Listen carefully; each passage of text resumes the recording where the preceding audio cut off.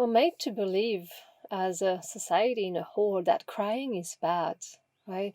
And we are working really hard as parents to try to keep our children happy by stopping them from crying.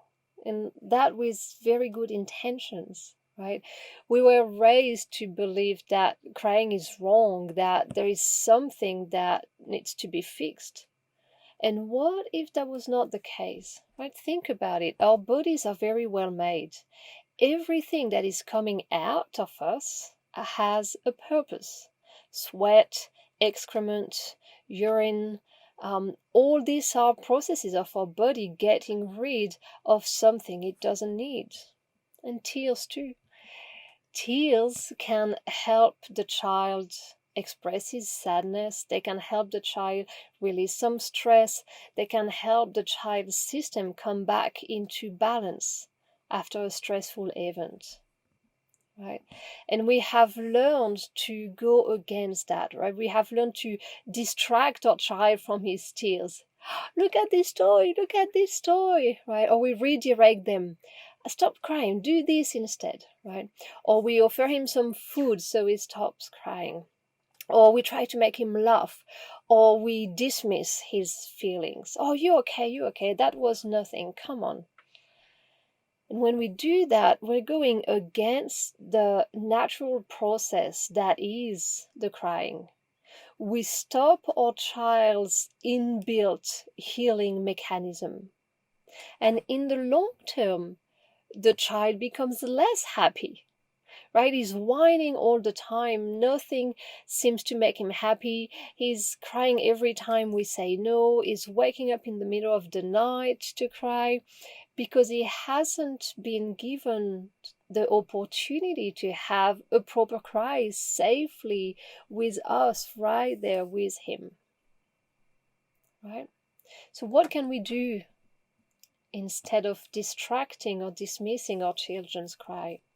Where we can try to stay present with our child without trying to fix his emotions. We can sit there and tune into what the child is feeling instead of focusing on how uncomfortable it is making us feel.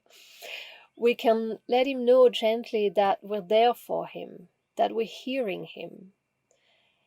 And we can trust that his body is doing the right thing, that he will come back into balance, that he will feel better, right? And when we allow the child to feel his upset and to express it, when we trust his body's capacity to come back into balance, then magic happens. Naturally, when he's done crying, if we have stayed with him and listening to his tears with compassion, then the child feels lighter. He starts playing and creating again. It's like if nothing had happened. And he's happy. He's truly happy. And that's how it's meant to be, right? Happiness and sadness are two sides of the same coin. In order to feel happy, we need to allow ourselves to feel sad too. And children will naturally want to feel the sadness that goes through them. They will cry.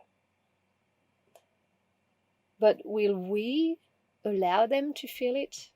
Will we hold that safe space for them so that they can let out their cry, their sadness, and feel happy again? Something to think about. It's not necessarily easy, but to know that there is nothing wrong with crying can bring some relief. Let me know how it is for you to hear that. I'm sending you lots of love. Take good care.